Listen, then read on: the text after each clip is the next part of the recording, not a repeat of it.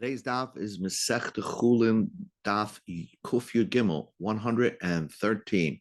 We're going to start from the bottom of the page of Daf Kufyu Beis and Beis. So the Gemara is 3 lines from the bottom, and we're discussing about salting 2 pieces of meat in a perforated bowl, let's say. So you don't have a problem of blood because the blood leaks out of the holes and they're both leaking blood at the same time. So they're not going to absorb the blood from each other. Says the Gemara, Rav Mori Barochel Imlich Le Basa Shchuta Bahadi Basa Treifa. He was salting kosher meat together with non-kosher meat. So it shouldn't be a problem because the blood that's leaving the non-kosher meat was leaving the kosher meat, and therefore the kosher meat shouldn't have absorbed anything. Also, the Kame de Rava, they came to Rava, Amalei, so he said, Hatmeim, they are Tame. The Hatmeim, it's an extra pasuk by Sheretz, Hatmeim, Le'eser Tziram V'roitvan B'kipo Shalahem, the juice and the gravy that come out, the juice, basically it's the juice. It's not the blood that comes out of a treifa is also not permitted to eat, but even little juices that come out, like of the meat juices that come out of a non-kosher meat, is also not kosher, and therefore, even though the kosher meat is expelling blood, so will not absorb blood, but at the same time it could absorb the meat juices of the non-kosher meat, and therefore the kosher meat now becomes not kosher because it absorbed the meat juices of the non-kosher meat. Interestingly enough, this person who did this was named as Rav Mori Bar Rachel. His father was a ger. So maybe the grandfather was somebody, a goy, because his name is Rav Mori, the son of Rachel, because Rachel is was the daughter of Shmuel who married a ger. And so maybe Rav Mori was salting a non-kosher meat on behalf of his grandfather, the goy. Could be. But that's the point. So the kosher meat is a problem. So the Gemara says, the question is a very good question because who's Rav Mori's grandfather from his mother's side? Was Shmuel. So the question, pardon me, let him say that Shmuel himself, the Amar Shmuel, when you salt non-kosher meat together with kosher meat, it's as if you're cooking them together. So why did he have to bring a brisa to prove his point, Rava? Shmuel, the grandfather, said when you salt something, it's like you're cooking it. So can one cook kosher meat with non-kosher meat at the same time? And says the Gemara, Imid Shmuel, that's the point. Havamina, I would think, Hanamil and Daman. The problem is the blood going into each other, right? Avatsira and the right loy. I would think that the juice of a non-kosher meat is fine. It's not usser. And therefore, over here, in our case, since it's perforated, right? So you don't have a problem of blood. So therefore, I would think this is permitted, kamash malam. In other words, I would think Shmuel is talking about in a non-perforated keli, and you're salting non-kosher meat with kosher meat. So the blood of the non-kosher meat is like somehow going to enter the kosher meat after they stop expelling the blood. So that's fine. But if it's perforated, so there's no blood in the keli itself, I would think there's no problem there. So that's why Rabbi had to tell you that the tzira, the juice, becomes the problem. And therefore, once the juice of the meat, of the non-kosher meat, enters the kosher meat, that's the problem. Meisvei, let me ask you a question. Dog tar, shmolchim dog tame. Mutter. Now, if a kosher fish together being salted with a non-kosher fish is permitted. Now, why don't we say that the non-kosher juice enters the kosher fish? my love, and then the Brisa says it's permitted. My love, that they're both being salted at the same time. And says the Gemara, loy. That's not true. That case is talking about the tame was not even being salted. It was just the tar that's being salted. And the tame is not expelling anything because there's no salt on it. And therefore, that's why it's permitted. But if they were both being salted, where the tame would also be expelling something, and will be expelling not only its blood, but its juices also, then we'll say the juice of the tame would go into the tar.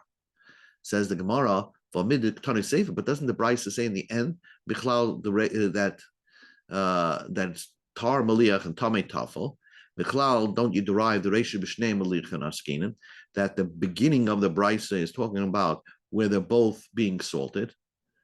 And says the Gemara, no, prushe kamarat far. Sometimes you have Brisas that speak this way. Tar shemalchum tame dat tame is mutar. Ketzad shayatar maliach tame tafel. So the Brisa is explaining itself that the first case of the Brisa is a case where the tar is being salted and the tame is tafel. So hachinami mistabra, and this makes perfect sense. If you're going to tell me that the beginning of the Brisa is talking about when they're both being salted, so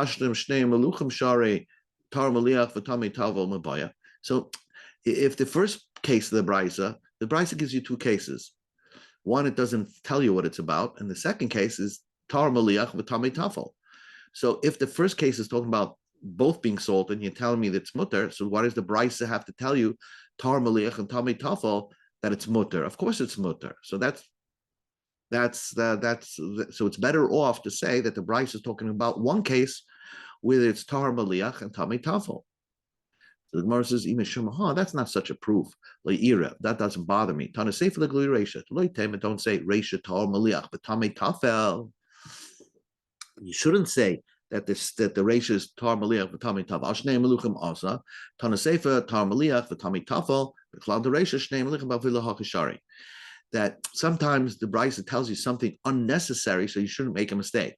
So Brisa tells you something unnecessary, tar maliach tamei tafel is mutter. So now you're going to say that the reisha is also, when it says it's mutter, it's talking about when they're both being salted. So that's why the Brisa is worded in this way.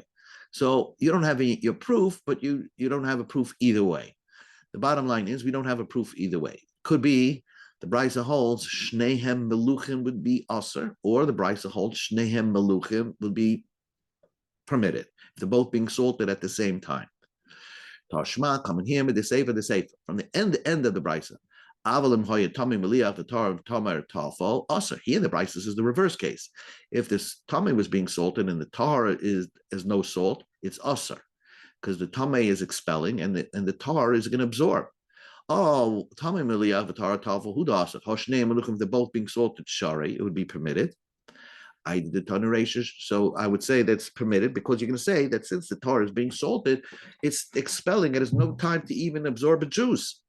Tanuseifa Tame Miliyah Vatara Tafel. That's why it says, and no, that's just to keep it aligned with the Brisa. The Brisa talked about tar maliach v'tamei tafel. One of them is being salted. So the end of the Brisa says tamei maliach v'tar tafel. So the end of the Brisa also says that the tamei, the opposite case, where the tamei is being salted and the tar is tafel, not being salted, and that's aser. Bottom line is Rava was mechadish. First of all, that you know that when you salt a non-kosher meat with a kosher meat, I'm not worried in a perforated vessel. I'm not worried that the tar meat is going to absorb the blood of non-kosher. First of all, the blood is exiting the holes, but the juices somehow don't exit the hole so fast, and the juice of the treifa meat will enter the kosher meat. And even though the blood, the kosher meat is busy expelling blood, but at the same time, it could absorb the non-thick meat juices of the non-kosher meat, and therefore the non-kosher juices will enter the kosher meat, and therefore the kosher meat will remain will become not kosher. And we tried to ask on Rava from a brisa. We wanted to prove that when a fish is busy expelling, it's not going to absorb the juices, but that's not true. The brisa is not talking about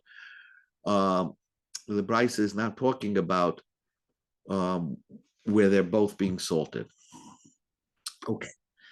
Now the Gemara says a din regarding salting. The Gemara says like this: Amar Shmuel. Shmuel said, "Eina basa yotzim midayin damai elam kain molchi yafa yafa." The blood does not leave a piece of meat unless you salt it very well. Umedicha yafa yafa, and you wash the salt off the piece of meat afterwards very, very well. Itmer, we learned. Rav Huna taught us how to salt a piece of meat. My layat, you first salt it, and then you wash it off. The Masnita Tana in the Bryce it says mediach. First you wash it, and then you salt it. Probably you should wait some time for the salt to absorb the blood, and then mediach you wash it off the salt, the blood with the blood that's in the salt the second time. So the Bryce is not arguing Rav Huna. Rav Huna only talked about this, the washing off after you salt. The answer is the Gemara ha the chala beitabacha. In the Bryce it's talking about in the Rav Huna was discussing where it was already washed in the shlachtos, where it was slaughtered. So he only, when you brought it home, you salt it and you wash it again. The Bryce is talking about the loy chala beitabacha. It wasn't washed in the slaughterhouse. So the Bryce tells you the proper steps is first you wash it after you shecht it, you salt it, give it some time, and then you wash it off again. Says the Gemara, Rav Dimi menadoy malach le b'milsa galanisa umenapitzle. Rav Dimi used very thick, coarse kosher salt, and therefore he had to comb it off. After it absorbed the blood, it's still stuck to the piece of meat. Washing it probably wasn't enough. You had to comb it off the piece of meat. But if you use very thin thin type of salt, then you could wash it. So the Gemara says like this: Amar Sharshi said, "Ein machzikin dam b'nei ma'ayim." We assume that the intestines don't have blood, and therefore you don't need to salt them. Tirgama, he explained this arka kashta umayaya v'hada dekanta, on the rectum, on the intestines, and on some of the sinews around the spinal column. But the heart, of course, and the lungs, even though they're on the internal organs of the body, of course, that needs to be salted. Shmuel says, you don't salt a piece of meat only if the vessel has perforation, so the blood exits the vessel, because if it's non-perforated, so when it's finishing exiting the meat, it'll go back in. That's why you have to have a drain, so to speak, in the keli that lets the blood leave. Rav Sheshes Malach Garma Gama, he would salt his meats in separate vessels. So the Gemara says, and they had holes. So Trey my time aloi. Then why didn't he do two of them in one vessel? Because he felt that if it would leave one, it'll enter into the other. So Chanami Parshma Haigisa Balam Haigisa. So if you're going to worry about two pieces of meat, then let's worry about one piece of meat. That as it exits, the blood exits one side of the meat, it'll enter the other side of the meat. So that's too extreme. So there's no reason to salt it in different vessels. You could salt kosher meat in a bunch of kosher meat in one vessel, as long as the vessel has perforations in it. It shouldn't make a difference. So you can put a bunch of pieces of meat in one keli. Shmuel says another thing. In the name of Rab Chia, Hashoiva mafrakta shel behema koidim sheteitz nafsha. Person shechted an animal and then went overboard and broke the animal's neck, the backbone of the animal. So it causes the blood not to be expelled from the body, from the shechita, but actually causes the blood to sink in deeper into the body. And therefore it's harder to salt. In fact, it's very difficult to salt. You're making the basar very difficult. The Geisel Sabrisi is stealing from people, because when you're going to sell the meat, there's more blood there than normally in a normal shechita where you did not break the backbone. And the blood gets swallowed more deeply into the limbs. So, Ibailo, the question was, Heiche Kalma, what did Shmuel say? Machbedis basar, you're making the basar difficult, heavier. The guys is stealing from people. Mishum the mavliya dam be'evarim, because the blood is sinking deeper into the limbs. So therefore, if you're stealing from people, so that's the problem of what Shmuel had. Holy the day dummy. So therefore, but if you're not selling the meat, it's permitted to do so, to break the backbone of the animal, because you can salt it. So basically, what the question is, does Shmuel mean that this piece of meat, it's possible to salt? Or what Shmuel meant, that even for yourself, this is also, because once you break the backbone of an animal, the blood sinks so deeply into the animal, you can't even salt it anymore. Teku, the Gemara leaves that as a question.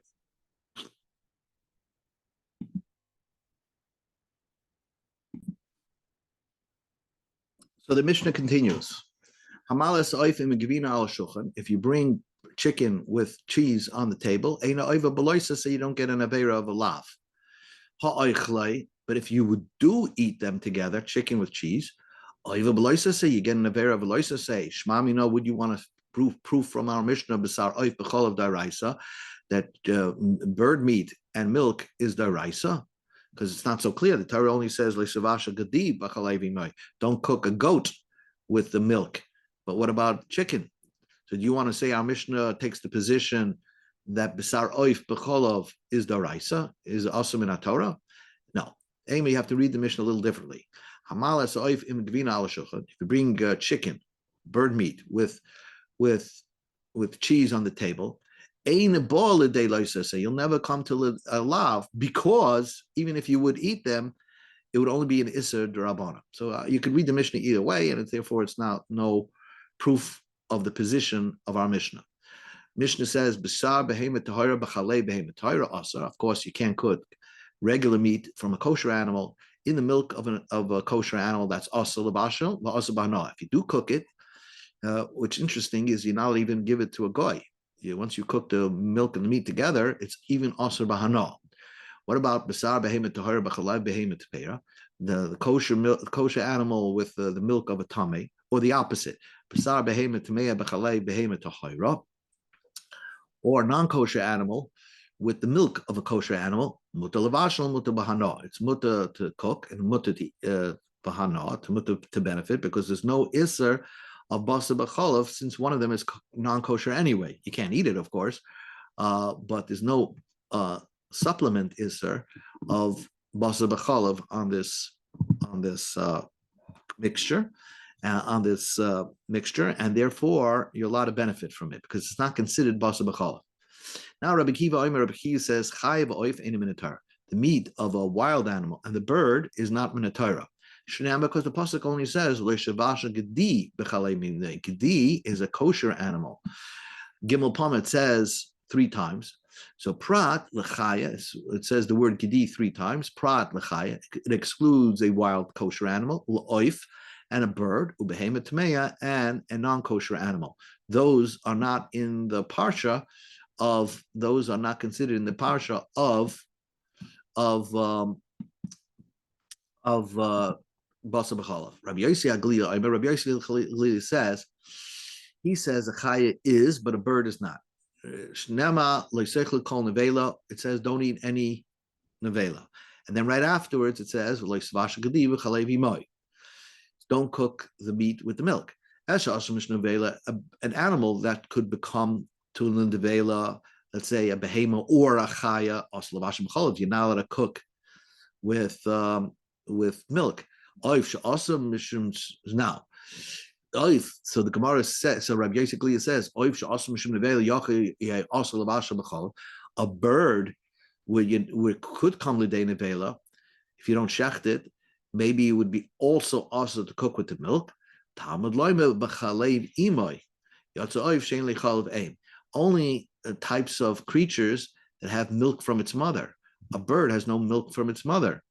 There's no such a thing of a nursing bird generally. So therefore, there's no isa bas b'chalaf. But with a chaya, yes. Rabbi Kiva holds even a chaya is not awesome in Torah. Says the Gemara, how do you know it applies by every other animal? How do you know that basa b'chalav, maybe it's only by a goat? It says by the story of the selling of Yosef, it says they sent to Yaakov a gedi, which was a goat. Kan gedi izim. So we go to Amid Beis. Kan gedi izim. Over here, it means a goat. Whenever in the Chumash will say the word gedi, it means even a cow or a sheep. It means any type of kosher animals. Says the Gemara of Leilos Minei. Let's learn from here that wherever it says gedi, it only means goat. And it says the Gemara ksiv krachina, but there's another pasuk that says ves oires gedoya ha'izim. Kan gedoya izim kol makom shnema gedi stam afilu pararachum mashma. Over here it says use a goat, but wherever else it will refer to any other kosher animal. So says the Gemara of Leilaf Minei. Let us learn from there. So the Torah tells you twice by the story of Yehuda and Yaakov to tell you that normally when it says gedi, it means every other kosher animal. It's only specifics by the story of Yaakov. It had to mean goat because it says gedoye ha'izim. Says the Gemara, according to the opinion that you have to have 3 times the Torah specifies that gedi means izim to say that everywhere else it means a kosher animal. And it says the Gemara, it says twice, izim, ha'izim. So izim is 1, izim is 2, and ha'izim could be 3. So you have 3 times the Torah says. So let's take a look at that. The word gedi means baby. But we won't say it means only a baby goat because the Torah specifies Gediya Izim in other places by the story of Yehuda and Yaakov. So only there it meant a goat. But over here, when the Torah says, it means it means any type of kosher animal. Amar Shmuel said, Gedi l'rabis is a chalev. The goat includes the fats of the animal. Gedi l'rabis is mesa. A dead animal, an avela, is also subject to basa b'chalav. Gedi l'rabis is a shalil. It includes the fetus, the embryo, is also subject to basa b'chalav. Gedi, you could use gedi l'hoitzias adam to exclude the blood. That's not basa b'chalav. Gedi l'hoitzias ashilya, the placenta is not basa b'chalav. Gedi l'hoitzias atmeya, a non-kosher animal is not subject to basa b'chalav. B'chalevi mai, what do you learn from the milk of its mother? If it's the milk of a male animal, it's excluded from the basa b'chalav. B'chalev imai v'lei b'chalev shuta. In the mother's milk, and not if it was never expressed during the mother's lifetime. We saw that the udder milk is not considered basar, is chalav daraisa.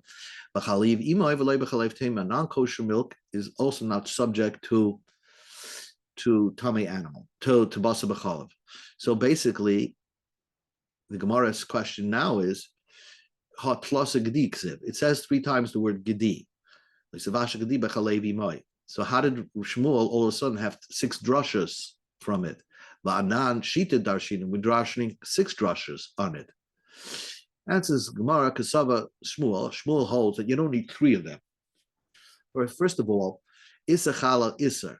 Shmuel holds Issa's Chalal Isser. So the Issa Chalim Umesim Chad Kronafi. So the Issa of a fats, non-kosher fats, and a nevela could be learned from 1 pasuk. So that frees up 1 pasuk. That basa b'chalav could be from a kosher animal, the fats of a kosher animal, or the dead kosher animal could be subject to basa b'chalav. Dam name, how do you know the blood is not considered basa b'chalav? Lav gedihu. So that takes care of another one. V'shilya name, and the placenta, pirsha ba'almahu. Of course, that's not meat. That's considered the excrement of the animal. So, of course, partial tray. You have left over 2 more. Chad l'rabas sheshil, chad l'meute behemet tmea. So one is marba, the embryo of the animal, that there's basa b'chalav in the embryo of the animal, and also one to exclude behemet tmea. So basically, Shmuel freed up 3, and the other 3 he knows. The other 3 he had an extra. The other 3 he knows because Issa Chalal Isser, the Issa Chalev and Mesa is learned from one pasuk. Now the Gemara asks, is it true? The Sava Shmuel, does Shmuel hold Issa Chalal Isser, that the one Issa could fall on top of another Issa? In other words, does Shmuel hold that let's say something is an Avela, can you make it Basa B'chalav? So does Shmuel hold that scenario? Va'amar Shmuel, Mishum Rab Lazar, Shmuel said in the name of Rab Lazar, how do I know a kohen tamei that ate truma tamei? So now truma tamei is only an essay, and kohen tamei is a lois essay. So you should say isachal al isar, but Shmuel has an extra pasuk. She'ena b'misa, you don't get the death penalty. Shnema mesa boy ki chalulu prat lezushim kalelis v'medis. If only a kohen tamei eats kosher truma, a non-tamei truma, he gets death penalty. But if he eats tamei truma, he will not get the death penalty. So we see ein iser chalal iser. You can't have a kohen tamei eating something that's already has an iser to eat it already. So you see from here, Shmuel does not hold iser chalal iser. Answers the Gemara, Iba Yiseba Ba'alma Iser chalal iser. If you want, I can tell you, Shmuel always holds iser chalal iser. V'shana Hasam over there, it's different. The mitu b'rachmona mesebai. Really, in all Kala Torah Chula, he holds Issa Chalal Issa, but there's a special meat by Truma, you don't say it. Iba Yisayim, I could say the opposite. Yalma Ksava ain't Issa Chalal Issa. That's the true one. But by Basa B'chalav, we have extra pasuk of Gedi to include Nevela and Chaylev, because you don't have, so maybe he holds Ein Issa Chalal Issa, true, but you have an extra pasuk by Basa B'chalav. If you want, I can say really Shmuel holds Issa Chal El Isser. Hadidei Hadirabe. Here Shmuel is saying in the name of Rabbi Eliezer, which means obviously Shmuel did not hear from the Tana Rabbi Eliezer, but he heard it, as Rashi explains, from somebody who said it over in the name of Rabbi Eliezer. But that's only he's quoting somebody else. But Shmuel himself holds Issa Chal El Isser. So that's all the way 3 ways to resolve that. The bottom line is Shmuel learned a number of things from Leisavasha Gedi Bachalev Imoy, that the Gedi includes the fats of the animal, that's subject to Basa B'chalav, Nevela is subject to Basa B'chalav, the embryo is subject to Basa B'chalav, the blood and the placenta and a Basa Tmeya is not subject to Basa B'chalav. And of course we learned, and the milk has to also be from a kosher animal, and not from a male animal, and not from a slaughtered animal. So those are the things that we learned from Shmuel, teaching us the halachas of Basa B'chalav. Also, so let's just maybe review what we learned today. We learned today salting of the meat in a keli. That was one idea. We learned the breaking of the backbone of after the shechita. Can you salt after you break the backbone of the shechita? By the way, we learned Rav Sheshes had an opinion that you could only salt one at a time in a perforated keli, as you can see over here, but that was not, you shouldn't be machna like that. Is the Basa B'chalav V'chayev Oifis. So Rav Kanakama holds all basa that's mutter to eat. We learned like cycle, it's only not by non-kosher. Then the subject of Basa B'chalav doesn't apply. Rabbi Yossi only excludes Oifis, and Rabbi Kiva excluded Chayas and Oifis. Okay, and then we had the different things that Shmuel learned from Gedi, and he learned 3 different things from the Chalev Imai. Okay, this ends Daf Kuf Yud Gimel.